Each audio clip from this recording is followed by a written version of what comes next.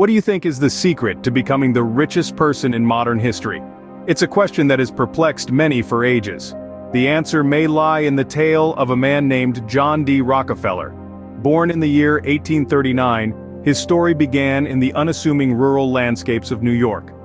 A far cry from the towering skyscrapers and bustling streets of Wall Street, Rockefeller's humble beginnings were far from opulent.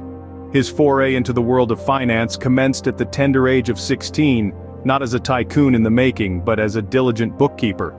This might seem like an inconspicuous start for a man who would go on to amass such an immense fortune. Rockefeller's journey from a modest bookkeeper to the wealthiest man in history wasn't a stroke of luck or mere happenstance. But how did a bookkeeper become the wealthiest man in history? The answer lies in his financial strategies. Imagine a world where oil was not the dominant source of energy. This was the world John D. Rockefeller stepped into. In the mid-19th century, as the United States was on the cusp of the Industrial Revolution, Rockefeller, a man with a keen eye for opportunity, ventured into the oil industry. It was the year 1863, and the oil business was as volatile as the substance itself. But where others saw uncertainty, Rockefeller saw potential. Just 7 years later, in 1870, Rockefeller's vision took concrete shape with the founding of Standard Oil.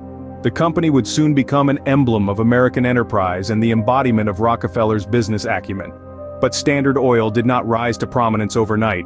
It was the result of relentless determination, strategic alliances, and a business strategy that was as innovative as it was ruthless.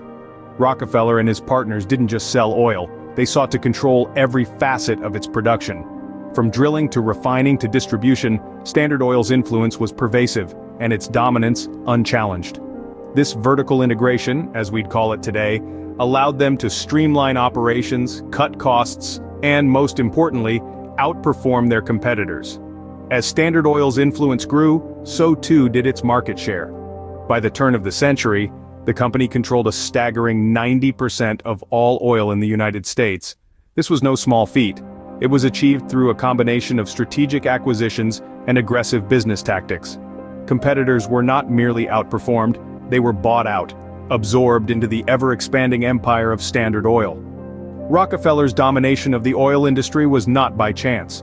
His success was the result of a calculated approach to business, one that prioritized financial planning, strategic decision-making, and an unwavering commitment to his vision. He didn't just create a company, he shaped an industry, setting the standard for generations of entrepreneurs to follow. Rockefeller's domination of the oil industry was not by chance but by careful financial planning and strategic decisions. What financial strategies did Rockefeller employ to amass his vast wealth? Now this is a question that can unlock doors to financial wisdom.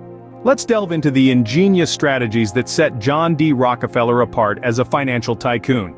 First and foremost, Rockefeller was a visionary who prioritized long-term growth over short-term profits. While others were lured by the siren song of quick returns, he remained steadfast in his vision, understanding that true wealth was a game of patience and perseverance. His focus was always on the future, knowing that today's sacrifices would yield tomorrow's bountiful harvest. Secondly, Rockefeller was a stickler for meticulous record-keeping. In an age when finance was a less precise science, he understood the value of accuracy and transparency. Every penny earned and spent was accounted for, every transaction recorded. This attention to detail allowed him to maintain a firm grip on his empire, understanding exactly where his strengths lay and where improvements could be made. Next, Rockefeller believed in the power of reinvestment. Profits were not for lavish lifestyles or extravagant displays of wealth, but were instead funneled back into his business. He knew that money invested today would multiply tomorrow. His empire was not built on a foundation of gold, but on a cycle of continuous reinvestment and growth. Lastly, Rockefeller had an uncanny knack for identifying and capitalizing on opportunities. The oil boom was one such opportunity. While others saw it as a risky venture, he saw it as a golden chance to expand his horizons and increase his wealth. His ability to see potential where others saw peril was a testament to his entrepreneurial spirit and financial acumen. These strategies were not just the tools of a tycoon, they were the building blocks of an empire. They were the principles that guided Rockefeller to his unprecedented wealth. These strategies not only made Rockefeller rich, but they also changed the course of the American economy. What can we learn from Rockefeller's financial wisdom today? A question that echoes through the halls of modern business, and one that we'll tackle in this segment. John D. Rockefeller's influence on the financial world was monumental.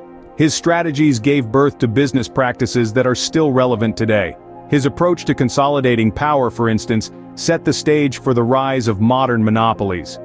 By controlling every aspect of the oil industry, from drilling to refining to distribution, Rockefeller created a business model that many have emulated. Yet, his dominance also led to the development of antitrust laws. These laws, designed to prevent the formation of monopolies and promote fair competition, are a testament to the impact Rockefeller had on the business landscape. They serve as a reminder of the balance that needs to be struck between business growth and market fairness. Rockefeller's financial wisdom wasn't just about amassing wealth, though. He was a firm believer in the power of philanthropy and the responsibility that came with his fortune.